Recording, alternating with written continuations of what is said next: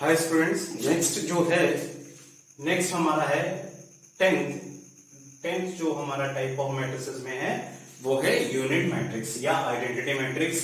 इसको unit matrix क्यों बोलते हैं और आइडेंटिटी मैट्रिक्स क्यों बोलते हैं, इसका रीजन क्या है। यूनिट मैट्रिक्स इसको इसलिए बोला जाता है क्योंकि इसके सारे डायगोनल एलिमेंट्स वन होता है, that is why it is called unit matrix. Identity क्यों बोलते हैं, इसको आइडेंटिटी इसलिए बोलते हैं क्योंकि जब भी किसी मैट्रिक्स को इससे मल्टीप्लाई करेंगे तो उस मैट्रिक्स की वैल्यू पे कभी कुछ फर्क नहीं पड़ेगा, तभी इसको क्या बोला जाता है, आइडेंटिटी मैट्रिक्स। ये इसको मल्टीप्लिकेटिव आइडेंटिटी भी बोला जाता है। ठीक है, तो सबसे पहले डेफिनेशन क्या है, a matrix is said to be unit matrix. उसको यूनिट मैट्रिक्स बोलेंगे if all diagonal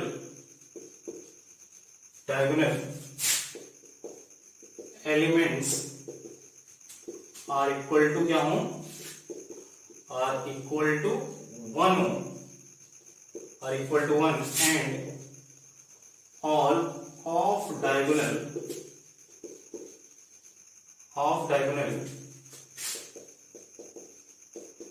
elements must be 0। ठीक है, तो उसको क्या बोलेंगे, आइडेंटिटी मैट्रिक्स। और जब भी हम डायगोनल की बात करते हैं तो स्क्वायर होना चाहिए, वो अंडरस्टूड होना चाहिए, वो अंडरस्टूड है। अगर वो डायगोनल की बात कर रहे हैं तो वो स्क्वायर होगा ही होगा। ठीक है, एग्जांपल देखते हैं सर इसका। एग्जांपल बताइए, तो इससे ये स्क्वायर होगा तो क्या होगा 1 0 0 1, ये ऑर्डर 2 का है। ऑर्डर 3 का क्या होगा 1 0 0 0 1 0 0 0 1। ऐसे ही ऑर्डर n का क्या होगा, तो हम उस ऑर्डर n का भी लिख सकते हैं। ठीक है, ये क्या होगा 1 0 0 0 up to n times 0 1 0 0 0 up to n times 0 0, ऐसे ही करके 0 0 0 ऐसे करके 1 अप टू n टाइम, ये n क्रॉस n का होगा और इसको ऑर्डर n का मैट्रिक्स बोलेंगे। क्लियर है यार। इसकी कुछ प्रॉपर्टीज हैं,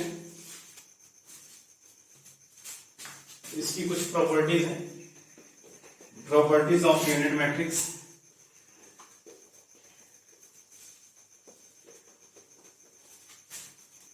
प्रॉपर्टीज देखते हैं,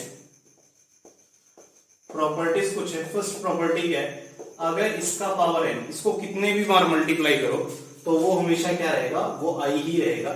इसको n टाइम्स अगर आप मल्टीप्लाई करते हो तो इसकी वैल्यू पे कुछ फर्क नहीं पड़ता।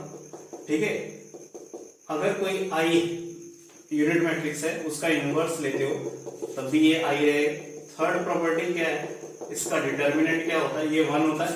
ठीक है, ये क्या होता है, ये 1 होता है। डिटर्मिनेंट ऑफ आइडेंटिटी मैट्रिक्स क्या होता है, 1 होता है। तो ये 3 चीजें याद रखना। और फोर्थ क्या है, अगर किसी भी मैट्रिक्स को i से मल्टीप्लाई करोगे तो a आएगा, यानी i क्या है हमारा, i है मल्टीप्लिकेटिव आइडेंटिटी।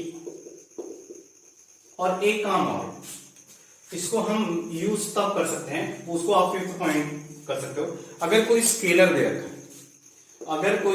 दे रखा है, अगर उसको आपने मैट्रिक्स में कन्वर्ट करना है, अगर कोई स्केलर गिवन है, अगर आप उसको मैट्रिक्स में कन्वर्ट करना चाहते हो तो आप इससे मल्टीप्लाई कर दो, उसको इससे मल्टीप्लाई कर दो तो कोई भी स्केलर मैट्रिक्स में कन्वर्ट हो जाएगा। ठीक है, नेक्स्ट क्या है सर, नेक्स्ट जो है वो हमारा है, नेक्स्ट है हमारा, इसको एक तरीके से और लिख सकते हैं। ठीक है, जैसे कंडीशन क्या है इस आइडेंटिटी मैट्रिक्स की, कुछ ऐसे लिख सकते हो उसको। देखो, अगर मेरे पास कोई मैट्रिक्स है जिसके एलिमेंट a i j है और उसका ऑर्डर क्या है m क्रॉस n, तो कंडीशन क्या होगी, कंडीशन फॉर यूनिट मैट्रिक्स क्या होगी, सबसे पहले तो ये सर स्क्वायर होना चाहिए, means m equal to n हो। सेकेंड कंडीशन क्या है कि a i j क्या हो 0 for all i not equal to j।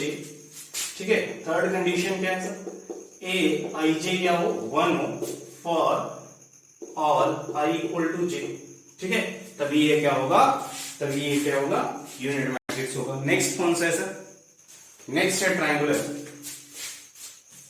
Next है ट्रायंगुलर मैट्रिक्स। रब कर दे इसको, ठीक है सर, मैं रब कर रहा हूं इसको।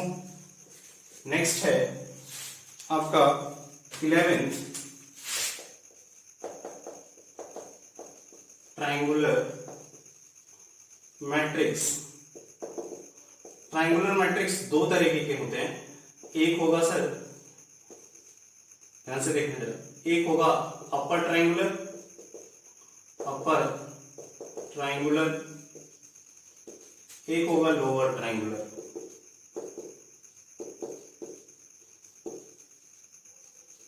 लोअर ट्रायंगुलर, ठीक है।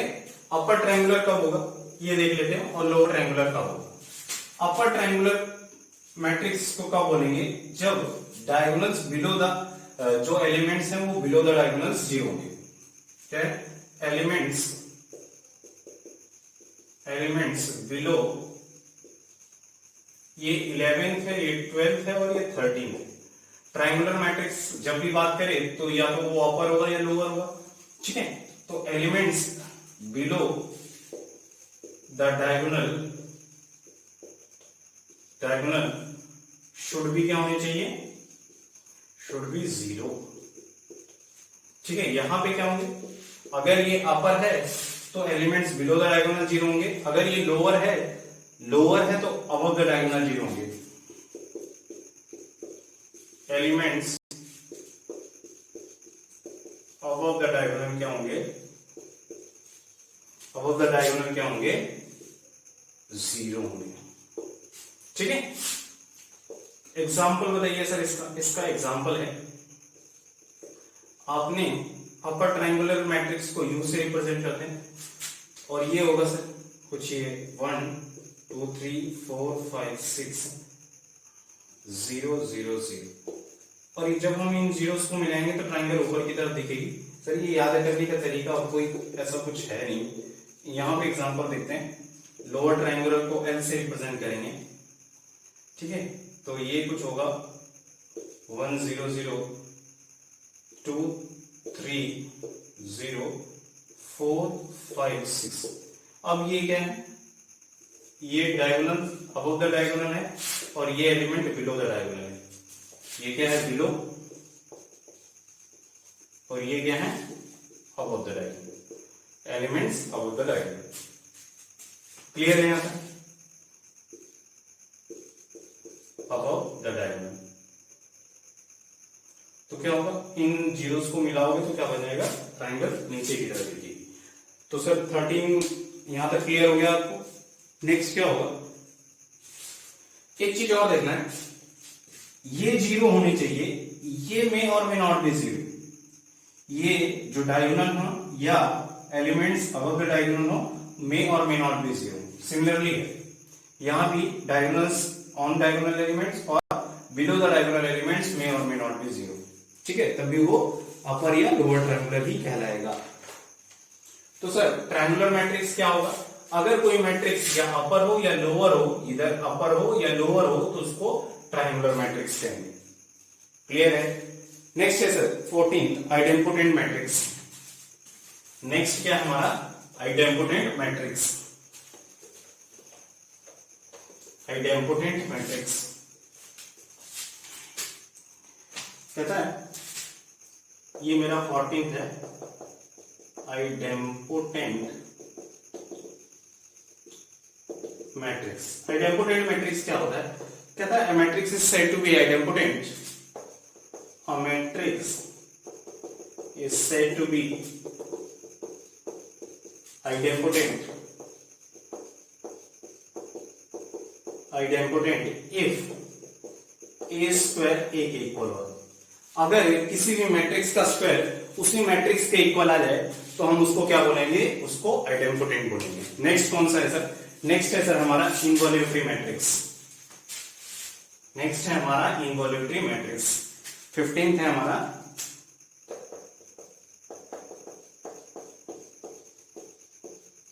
Involutory matrix. इनवॉल्यूटरी मैट्रिक्स क्या होगा, जरा ध्यान से देखना। कहता है अगर किसी भी मैट्रिक्स का स्क्वायर करें और वो आइडेंटिटी मैट्रिक्स यूनिट मैट्रिक्स के इक्वल आ जाए तो इसको इनवॉल्यूटरी बोलते हैं। ठीक है, तो क्या है इसकी definition? A matrix is said to be involutory matrix if उसका स्क्वायर करें और वो आई के इक्वल आ जाए तो उसको क्या बोलेंगे? Involutory matrix. ठीक है, अब 15 के बाद जो 16th है वो है सिमेट्रिक। इसको रख कर लें। 16th क्या है सर? सिमेट्रिक मैट्रिक्स क्या होता है? नेक्स्ट क्या है? Symmetric matrix. सिमेट्रिक मैट्रिक्स क्या होता है? A matrix is said to be symmetric.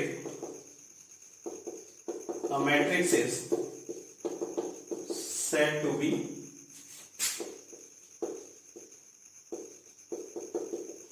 symmetric if A transpose equal to A हो जाए। अगर किसी भी मैट्रिक्स का ट्रांसपोज लें और वो उसी मैट्रिक्स के इक्वल हो जाए तो वो क्या होगा? वो सिमेट्रिक मैट्रिक्स कहलाएगा। वो क्या कहलाएगा? वो सिमेट्रिक मैट्रिक्स कहलाएगा। ठीक है, नेक्स्ट है सर हमारा स्क्यू सिमेट्रिक। 17th है हमारा स्क्यू सिमेट्रिक। 17th है हमारा skew symmetric. Skew symmetric matrix क्या होता है? कहता है matrix is said to be skew. A matrix is said to be skew symmetric। इसको स्क्यू सिमेट्रिक तब बोलेंगे if A transpose minus A के इक्वल आ जाए। ये तो फर्स्ट कंडीशन है, ये तो फर्स्ट कंडीशन है। एंड सेकंड कंडीशन भी सेटिस्फाई करनी चाहिए। And all diagonal element should भी क्या होने चाहिए? 0। And all diagonal elements should be 0। ठीक है, किसी भी मैट्रिक्स को हम क्या बोलेंगे? स्क्यू सिमेट्रिक तब बोलेंगे जब A ट्रांसपोज माइनस A के इक्वल आ जाए एंड सारे के सारे डायगोनल एलिमेंट्स क्या हो? वो 0। ठीक है, नेक्स्ट है सर, नेक्स्ट जो अगला मैट्रिक्स है 18 वो है हमारा ऑर्थोगोनल मैट्रिक्स। नेक्स्ट मैट्रिक्स है हमारा ऑर्थोगोनल मैट्रिक्स। 15 ये हमारा है 18th ऑर्थोगोनल मैट्रिक्स। कहता है कोई मैट्रिक्स ऑर्थोगोनल कब होगा? अगर किसी भी मैट्रिक्स का ट्रांसपोज लें और वो उसके इनवर्स के इक्वल आ जाए तो हम कहेंगे वो ऑर्थोगोनल मैट्रिक्स है। ठीक है, a matrix is said to be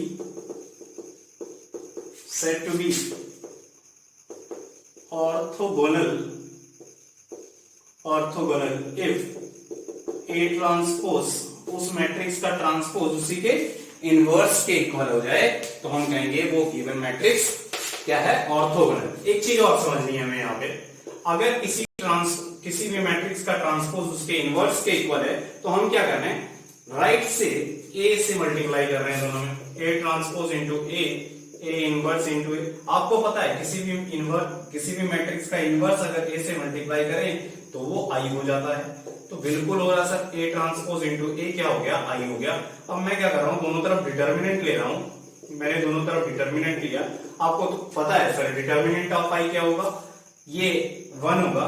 और हमें पता है सर एक प्रॉपर्टी होती है, याद रखना, determinant of A into B क्या होगा? Determinant of A into determinant of B। तो मैं यहां लिख सकता हूं determinant of A transpose into determinant of A और ये 1 के इक्वल होगा। और आपको एक प्रॉपर्टी और पता होना चाहिए, determinant of A transpose determinant of A के इक्वल होगा। तो मैं यहां से ये लिख सकता हूं determinant of A into determinant of A equal to 1। From this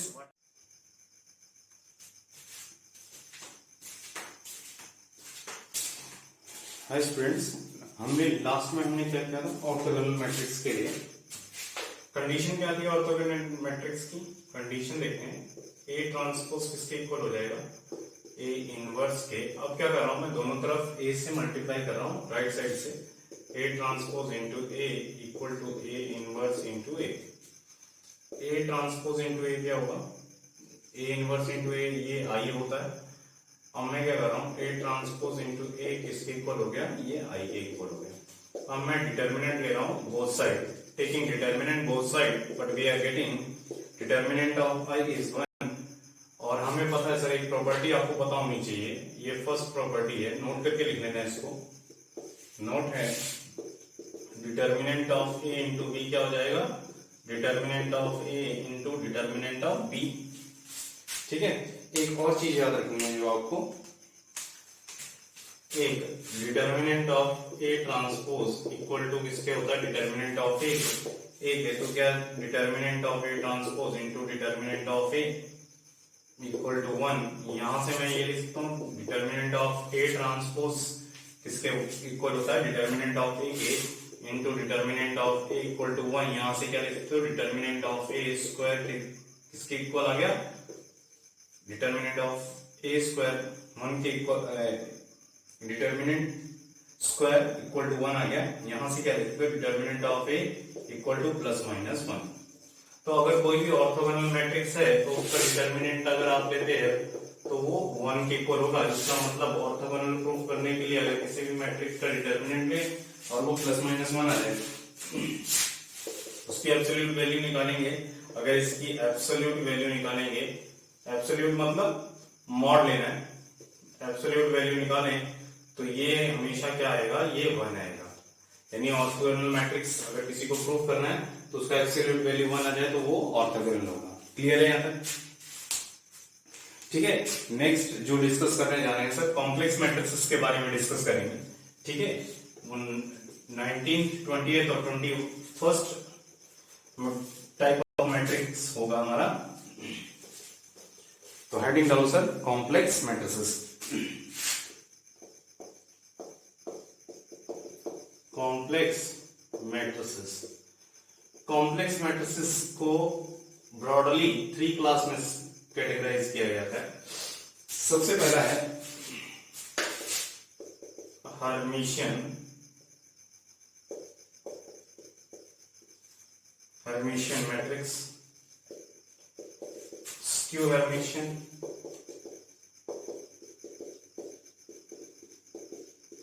skew Hermitian, और एक होता है सर हमारे पास यूनिटरी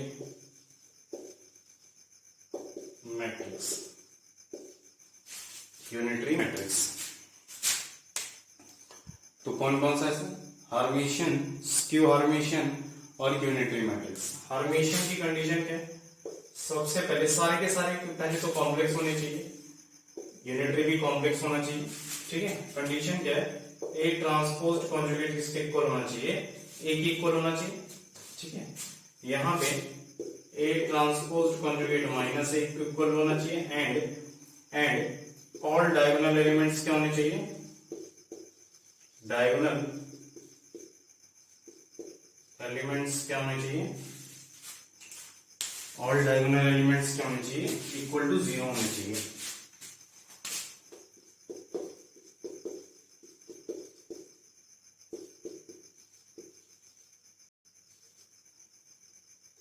इक्वल टू 0 होने चाहिए। और यहाँ ए ट्रांसपोज कॉन्जुगेट इसके इक्वल होना चाहिए, ए इनवर्स के इक्वल होना चाहिए। ए ट्रांसपोज कॉन्जुगेट इसके इक्वल होना चाहिए, ए इनवर्स के इक्वल होना चाहिए। ये हमारा रहा 19th, ये 20th और ये 21st। तो टोटल मिला के हमारे पास कितने, टोटल मिला के हमारे पास 21 टाइप ऑफ मैट्रिसेस हैं। अभी कुछ छूटे हैं निलपोटेंट वगैरह, तो वो अभी डिस्कस करेंगे बाद में, लास्ट में डिस्कस करेंगे। ठीक है, तो ये टोटल मिला के हमारी टाइप्स कंप्लीट हो गई।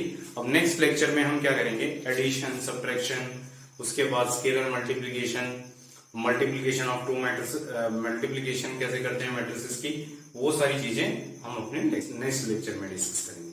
आज के लिए इतना है, ओके।